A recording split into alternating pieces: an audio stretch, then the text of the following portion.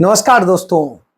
आज कांग्रेस अध्यक्ष मल्लिकार्जुन खड़गे के सामने बड़े स्पष्ट तौर पे तमाम नेताओं ने कहा कि इस देश का प्रधानमंत्री यानी नरेंद्र मोदी कायर है, वो मक्कारी करता है। इस देश का प्रधानमंत्री एक कायर है। इस देश का प्रधानमंत्री डरपोक है, क्योंकि वो डरता है। वो डरता है आपसे, वो डरता है आपके वोट की ताकत से, वो डरता है आपके जज्बे से। वो डरता है क्योंकि वो जानता है कि जब जनता खड़ी हो जाती है तो बड़ों बड़ों की सिट्टी पिट्टी गुम हो जाती है। वो जनता खड़ी हो चुकी है। वो झूठ बोलता है, वो जनता के लिए नहीं अपने लिए जीता है। अपने सुख में उसे सुख दिखता है, अपने दुख में उसे दुख दिखता है। अपनी जीत में वो सबको जीतता मानता है और अपनी हार में वो हिल जाता है, उसकी आवाज में हिल जाता है। जी हां, वही दूसरी तरफ राहुल गांधी और अखिलेश यादव की जोड़ी ने बिल्कुल जो धमाल मचाया है यूपी में, उससे पूरी भारतीय जनता पार्टी हिल गई है। नरेंद्र मोदी हिले हुए हैं, उनके तमाम मंत्री, केंद्रीय मंत्री यूपी में उतर गए हैं, बावजूद इसके डरे हुए हैं। यह हालत है। वाराणसी में 28 केंद्रीय मंत्री डेरा डाले हुए हैं, तमाम राज्य के मंत्री डेरा डाले हुए हैं, मुख्यमंत्री डेरा डाले हुए हैं। बावजूद इसके यह हालत हो जाती है कि प्रधानमंत्री रोने लगता है। वह रोने लगता है और वह बिलखते हुए कहता है कि नहीं, मैं अब हिंदू मुस्लिम नहीं करूंगा, संकल्प लेता हूं नहीं करूंगा। क्यों क्यों रोने लगा? राहुल गांधी ने 26 अप्रैल को कहा था, अभी देखिएगा कुछ दिन में प्रधानमंत्री रोने लगेगा। आप प्रधानमंत्री के भाषण देखते हो, घबराए हुए हैं। शायद कुछ ही दिनों में स्टेज पे आंसू निकल आए और रोएगा आपके आगे। राहुल गांधी की बात सच साबित हुई। राहुल गांधी ने आज तक जो जो कहा है वो सच साबित हुआ है। उन्होंने कहा कि देश बेरोजगारी के दंश में जा रहा है, यह बहुत बड़ा संकट बनने वाला है। बन गया। आज 90 करोड़ बेरोजगारों की फौज हो गई है। राहुल गांधी ने कहा था, इस देश की अर्थव्यवस्था बर्बाद हो रही है, यह कर्ज में जा रही है, और साबित हो गया कि आज 250 लाख करोड़ रुपए का कर्ज भारत पर लद गया है। राहुल गांधी ने कहा था कि भारत की शिक्षा व्यवस्था बर्बाद की जा रही है। आज हम देख रहे हैं भारत की एजुकेशन पॉलिसी ने देश की शिक्षा को पूरा दिमाग बना दिया है, गोबर दिमाग बना दिया है। नतीजा यह है कि तमाम प्राइवेट यूनिवर्सिटीज के बच्चे जिस तरह के जवाब देते हैं, उससे लगता है ये पढ़ते भी हैं या पढ़े भी हैं कि नहीं है। क्या है ये? इतनी भारी भरकम फीस दे करके क्या कर रहे हैं?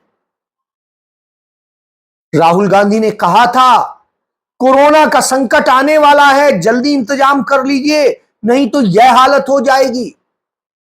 नहीं सुना।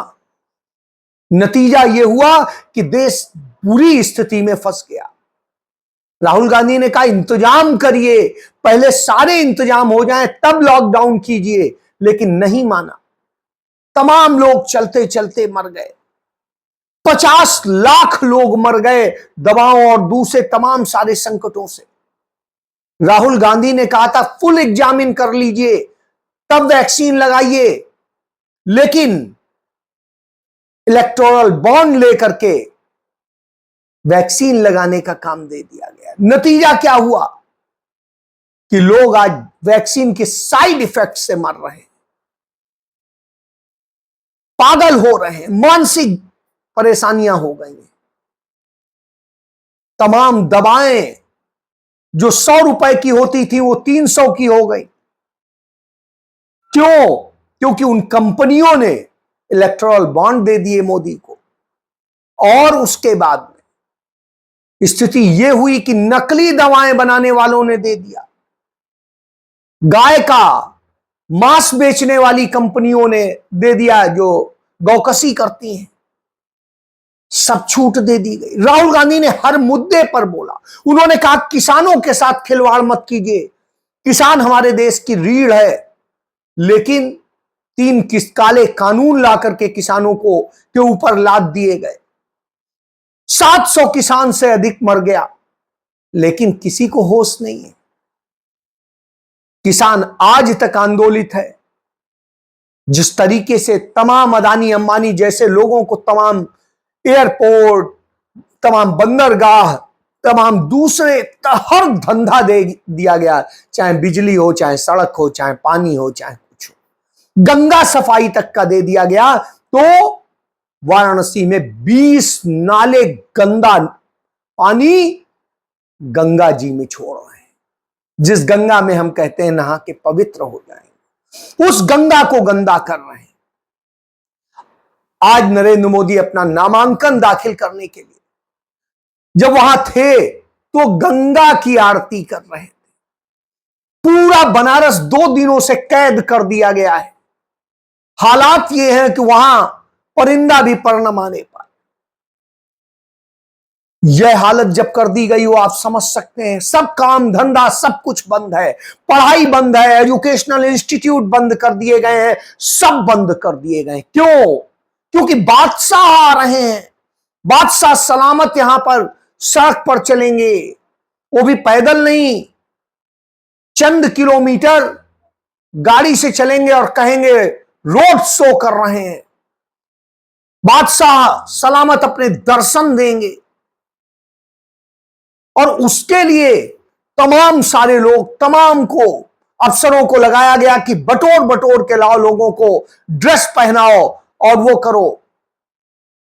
10 टन फूल उन पर बरसाने के लिए लाया गया, 10 टन। सोचिए कितना, ये सब सरकारी तरीके से तमाम जगह से फंड करके किया गया। यह हालत है। जब इस तरह से होगा तो पैसा कहां जाएगा? सड़कें तो टूटी हैं, सड़कों पर नाले का पानी बह रहा है, नाले का पानी गंगा में जा रहा है, तबाही है, रोजगार है नहीं, जो उद्योग धंधे थे वो बंद हो गए, सब बर्बादी में है। और उसके बाद कहते हैं वाह सब चंगासी, और गंगा पर पहुंच करके वहां पर अपना ड्रामा करते हैं। किसी को गंगा स्नान की अनुमति नहीं है, किसी को दर्शन की अनुमति नहीं है बाबा के, किसी को काल भैरव बाबा के दर्शन की अनुमति नहीं है। तो यह स्थिति है। तब वहां जाकर के रोने लगते हैं। कोई गलती ना हो जाए,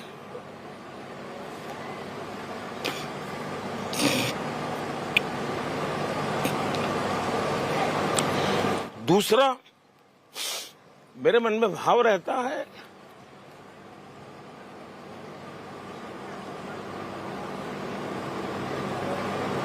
हो सकता है मेरी मां ने मुझे जन्म दिया,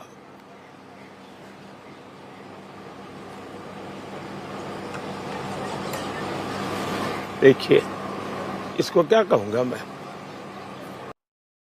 राहुल गांधी ने कहा था 26 अप्रैल को कि चंद दिनों में रोने लगेंगे। रोने लगे क्यों कहने लगे कि मुसलमान और हिंदू मुसलमान नहीं करेंगे, संकल्प लेते हैं? क्यों? स्टेज पर आपने मुसलमानों का जब जिक्र किया तो घुसपैठिया, ज्यादा बच्चा पैदा करने वाला, इसकी क्या जरूरत आनी पड़ी थी? मैं हैरान हूं जी, ये किसने आपको कहा कि जब ज्यादा बच्चों की बात होती है तो सिर्फ मुसलमान का नाम जोड़ देते हैं? क्यों मुसलमान के साथ अन्याय करते हैं आप? हमारे यहाँ गरीब परिवारों में भी ये हाल है जी, उनके बच्चों को पढ़ा नहीं पा रहे हैं। किसी भी समाज के हो, गरीबी जहाँ है वहाँ बच्चे भी ज्यादा है। तो आप कह रहे हैं मुसलमान अलग था, ज्यादा बच्चा पैदा करने वाला अलग था? मैंने न हिंदू कहा है न मुसलमान कहा है। मैंने कहा है कि भाई आप उतने बच्चे हो जिसका आप लालन पालन कर सको, सरकार को करना पड़े ऐसी स्थिति मत करो। इस बार मुसलमान आपको वोट देगा? आपको उनके वोट की चाहत है? मैं ये मानता हूं कि मेरे देश के लोग मुझे वोट देंगे। मैं जिस दिन हिंदू मुसलमान करूंगा ना, उस दिन मैं सार्वजनिक जीवन में रहने योग्य नहीं रहूंगा और मैं हिंदू मुसलमान नहीं करूंगा। ये मेरा संकल्प है। अगर मैं घर देता हूं, मैं सैचुरेशन की बात करता हूं, 100% डिलीवरी। इसका मतलब हुआ गांव में मानो 200 घर है, कौन समाज है, कौन जाति है, कौन धर्म है, 9। उन 200 घर में अगर 60 लाभार्थी हैं तो उन 60 लाख लोगों को मिलना चाहिए। और जब मैं 100% सैचुरेशन का मतलब होता है वो सच्चा सामाजिक न्याय है, वो सच्चा सेक्युलरिज्म है। जब आप उसमें करप्शन की भी संभावना नहीं रहती कि आपको मालूम है भले उसको मंडे को मिला है ना, अगले मंडे को मेरा नंबर लग जाएगा। जीवन के सपनों से जुड़ा हुआ है, तुम उसे छीनने की बात कर रहे हो अपने मैनिफेस्टो में। गोल ले लेंगे, सबको वितरित कर देंगे। और पहले जब उनकी सरकार थी उन्होंने कहा था कि देश की संपत्ति पर पहला अधिकार मुसलमानों का है। इसका मतलब ये संपत्ति इकट्ठी करके किसको बांटेंगे? जिनके ज्यादा बच्चे हैं उनको बांटेंगे। घुसपैठियों को बांटेंगे। क्या आपकी मेहनत की कमाई का पैसा घुसपैठियों को दिया जाएगा? आपको मंजूर है ये कांग्रेस का मैनिफेस्टो कह रहा है कि वो माताओं बहनों का सोने का हिसाब करेंगे, उसकी जड़ती करेंगे, जानकारी लेंगे और फिर उस संपत्ति को बांट देंगे। और उनको बांटेंगे जिनको मनमोहन सिंह जी की सरकार ने कहा था कि संपत्ति पर पहला अधिकार मुसलमानों का है। भाइयों बहनों, ये अर्बन नक्सल की सोच, मेरी माताओं बहनों, ये आपका मंगलसूत्र भी बचने नहीं देंगे, यहां तक जाएंगे, मैं कहने आया हूं। क्योंकि बनारस में बहुत बड़ी तादाद में 3.5 लाख मुसलमान वोटर हैं। यदि उसने गच्चा दे दिया तो फिर तो मोदी गयो। इसलिए परेशान है, इसलिए तमाम चीजें, कहानियां बता रहे हैं, तमाम चैनलों को इंटरव्यू दे रहे हैं नाव पर खड़े होकर के, और तमाम तरह के मदारी के शो हो रहे हैं। यह स्थिति होती है। रोड शो करते हैं, रोड शो के पहले रोड को, जो रोड जितनी बड़ी होती है उसकी चौथाई रह जाती है, चारों तरफ से इस तरह से कर दिया जाता है, बांस बल्ली और सब कुछ लगा के इतनी छोटी सी कर दी जाती है और दिखाया जाता है इतना बड़ा रोड शो। जबकि उससे बड़ा रोड शो अजय राय का होता है, जो इंडिया गठबंधन कांग्रेस के प्रत्याशी। अजय राय के नामांकन का जो रोड शो होता है वो रोड शो नहीं होता है। अजय राय साइकिल से चलते हैं, उनके साथ लोग चलते हैं, कुछ बाइक से चलते हैं, कुछ दूसरी और चीजों से चलते हैं, कुछ पैदल चलते हैं। हर तरह से लोग चल के उनको ले करके जाते हैं, कुछ जनता के बीच जाते हैं, बगैर सुरक्षा के जाते हैं, उतनी चौड़ी रोड पर जाते हैं। तब और यह पूरा सरकारी आयोजन, सरकारी संसाधन, सरकारी वो इस्तेमाल करके निजी चुनाव प्रचार के लिए किया जा रहा था। यहां पर उनका चुनाव निरस्त नहीं होगा, जैसे इंदिरा गांधी का हो गया था। उन्होंने तो इस तरह का कोई ताकत इस्तेमाल नहीं की थी, फिर भी हो गया। यहां तो सब कुछ सरेआम हो रहा है, लेकिन नहीं हो। तो आप समझ लीजिए, यह हालत हो गई है। अजय राय ने इतना हिला दिया है कि रोने लगे। राहुल गांधी, अखिलेश यादव ने इतना कुछ बोल दिया कि रोने लगे। मल्लिकार्जुन खड़गे, प्रियंका गांधी, सुप्रिया श्रीनेत्र ने इतना कुछ कह दिया है कि रोने लगे। अरे देश को तो हमने बनाया। इस देश में एक सुई नहीं बनती थी, एक अन्न का दाना भी बड़े मुश्किल से बाहर देशों से हम गेहूं ला के लोगों को खिलाते थे। उस देश में आज अगर हरी क्रांति हुई है, वो पंडित जवाहरलाल नेहरू और हमारे इंदिरा गांधी जी के। बोलिए आप, ये करने के बाद भी कांग्रेस ने क्या किया? 70 साल में कांग्रेस ने क्या किया? अरे हम कुछ नहीं करते मोदी जी। आज लोकतंत्र में आप प्रधानमंत्री बोल के बैठ नहीं सकते थे। आप जो बैठे हमारे वजह से, क्योंकि हमने संविधान बनाया, क्योंकि हम लोकतंत्र को बचाया और लोकतंत्र के नाम पे हमने इस देश को कायम रखा। जब रोने लगे बादशाह तो आप समझ लीजिए उसकी हालत क्या है। तो आज यह हालत थी। वही दूसरी तरफ उसी उत्तर प्रदेश में अखिलेश यादव और राहुल गांधी बोल रहे थे। वहां बात की जा रही थी कि राज्य के लिए करने का क्या वो होता है। अखिलेश यादव ने बताया, मैं झांसी जब आता हूं तो सैनिक स्कूल की याद हमें जरूर आती है और हमारे बहुत सारे साथी ये बात नहीं जानते होंगे। मुझे याद है वो समय जिस समय कांग्रेस पार्टी की दिल्ली में सरकार थी और राहुल जी जो मंच पर बैठे हैं, इन्होंने अपनी अमेठी के लिए सैन्य स्कूल मांगा था। उस समय समाजवादी सरकार थी।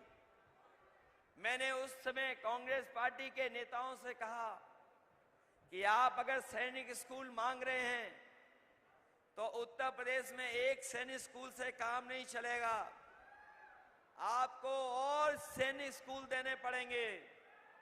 मुझे याद है समाजवादियों की मांग पर उत्तर प्रदेश को उस समय की कांग्रेस पार्टी की सरकार ने एक नहीं 3 सैनिक स्कूल दिए थे और 3 सैनिक स्कूल जो एक अमेठी में बन गया और दूसरा अगर कहीं बना था तो आपके झांसी में समाजवादियों ने बनवाने का काम किया था। कैसे राहुल गांधी अमेठी के लिए चिंतित थे और अमेठी के लिए एक सैनिक स्कूल बनाना चाहते थे। तो हमने कहा एक नहीं कई चाहिए, तो उन्होंने 3 सैनिक स्कूल दिलाए, जिनमें एक अमेठी में बना, एक बना झांसी में, एक मैनपुरी में।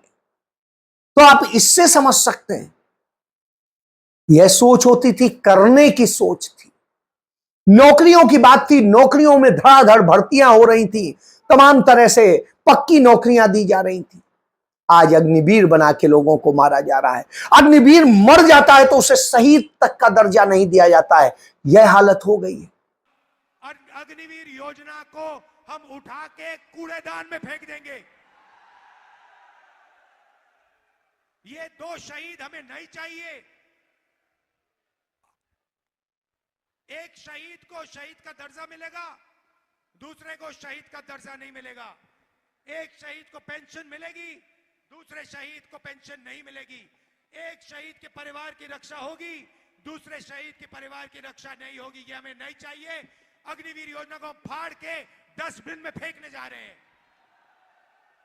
भाई और बहनों, ये योजना हिंदुस्तान की सेना को नहीं चाहिए। ये योजना नरेंद्र मोदी जी ने अदानी जी की मदद करने के लिए बनाई है। भाई और बहनों, यहां डिफेंस कॉरिडोर के लिए जमीन ली गई।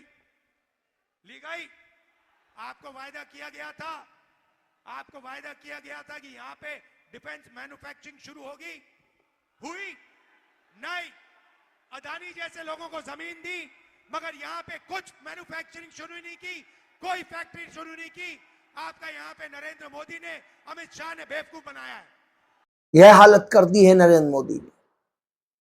लोग भूखों मर रहे हैं, रोजगार के लिए परेशान है, तमाम संकट खड़े हैं। इन पर बात करते हैं राहुल गांधी, इन पर बात होती है। वही मल्लिकार्जुन खड़गे और पहुंचते हैं, वो बताते हैं कि किस तरह के हालात हैं, किस बात की लड़ाई है। लड़ाई योगी और मोदी से नहीं है, लड़ाई 2 विचारधाराओं की है। एक विचारधारा खत्म करने वाली है, एक जोड़ने वाली है, बनाने वाली है। उस विचारधारा की बात। वही दूसरी तरफ सुप्रिया श्रीनेत्र बताती हैं कि कैसा कायर प्रधानमंत्री है। क्यों वो कायर कहती हैं, इससे भी आप समझ लीजिए। उसकी कायरता आज पूरी दुनिया देख रही है। वो तब नहीं रोया था जब मणिपुर में बेटियां नंगी की जा रही थी, वो तब नहीं रोया था जब 50 लाख लोग कोरोना से मर गए, वो तब नहीं रोया था जब गंगा के किनारे लाश ऐसी बहाई जा रही थी, वो तब नहीं रोया था जब लोग भूखों मर रहे थे, वो तब नहीं रोया था जब लोगों के पास दवाएं नहीं थी, अस्पताल नहीं थे, बेड नहीं थे, डॉक्टर नहीं थे, तमाम पैसे नहीं थे, मर रहे थे। वो तब नहीं रोया जब रोज हर घंटे 2 युवा आत्महत्या कर रहे हैं। वो तब नहीं रो रहा है जब हर घंटे 2 किसान आत्महत्या कर रहे हैं। वो तब नहीं रो रहा है। वो तब नहीं रोया था जब 700 किसान मर गए। वो तब नहीं रोया जब कश्मीर में तमाम लोगों को, निर्दोष लोगों को मार दिया गया। वो तब भी नहीं रोया था। वो सिर्फ अपने दर्द पे रोता है। उसे जब दर्द होता है, उसे लगता है कि उसकी हार सामने खड़ी है, तब रोता है। वो उस गंगा मैया को जब गंदा नाला बनाया जा रहा था, तब नहीं रो रहा था। तो ऐसा प्रधानमंत्री तो कायर ही कहलाएगा।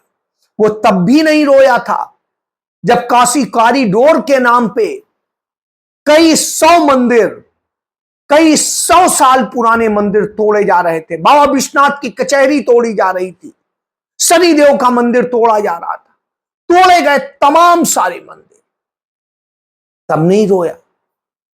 वो तब नहीं रोया जब घोटाले किए जा रहे थे। वो तब नहीं रोया जब तमाम अत्याचारियों से, बलात्कारियों से, तमाम भ्रष्टाचारियों से इलेक्टोरल बॉन्ड लेकर के धंधे दिए जा रहे थे, तमाम काम किया जा रहा था। वो तब नहीं रोया जब अयोध्या में राम मंदिर के नाम पे हजारों घर उजाड़ दिए गए। वो तब नहीं रोया जब बेघर हुए लोग बिलख रहे थे, मर रहे थे। वो तब नहीं रोया जब बेटियों से रेप हो रहे थे। वो तब नहीं रोया जब अयोध्या में चंदे में खेल हो रहा था। वो तब नहीं रोया जब अयोध्या में जमीनें खरीदने के नाम पर घोटाला हो रहा था, विकास के नाम पर घोटाला हो रहा था। तो आप समझिए, वो तब रोया है जब उसे हार का खतरा दिखाई दे रहा है। वो तब रोया है जब उसे 4 फेज के चुनाव का जो रुख दिख रहा है, वो हार की तरफ दिख रहा है, अपनी खुद की हार होती दिख रही है। तब वो रो रहा है कि बचा लो, बचा लो बाबा, बचा लो। वो इस बात के लिए नहीं रो रहा है कि लोगों को काशी विश्वनाथ हो या काल भैरव दर्शन करने नहीं जाने दिया जा रहा है। क्यों? बादशाह दर्शन करने जाएंगे। यह दशा हो तो आप सोच सकते हैं कि वो क्या है। वहीं राहुल गांधी तब दुखी थे, तब पीड़ित थे जब यह अन्याय हो रहा था। वो तब लड़ रहे थे जब देश तोड़ा जा रहा था। वो तब लड़ रहे थे जब इस देश के लोगों को लड़ाया जा रहा था। वो तब लड़ रहे थे जब जाति धर्म के नाम पे नफरत फैलाई जा रही थी। वो तब लड़ रहे थे जब नौकरियां नहीं मिल रही थी। वो तब रो रहे थे जब लोग शहीद हो रहे थे, चीन हमारे देश की जमीनों पे कब्जा कर रहा था। वो तब लड़ रहे थे कि इनको इंसाफ दो, देश को बचाओ, देश के लोगों को बचाओ। लेकिन तब नरेंद्र मोदी यानी बादशाह जाकर के अपने राजमहल में मोरों को दाना खिला रहा था। उसे कोई फिक्र नहीं थी क्या हो रहा है, क्योंकि बादशाह सलामत थे। बादशाह सलामत रहें तो फिर क्या है। यह है नरेंद्र मोदी और राहुल गांधी का अंतर। इसलिए राहुल गांधी है, जननायक है, और इसीलिए नरेंद्र मोदी खलनायक। तो नायक और खलनायक के अंतर को समझना होगा। जय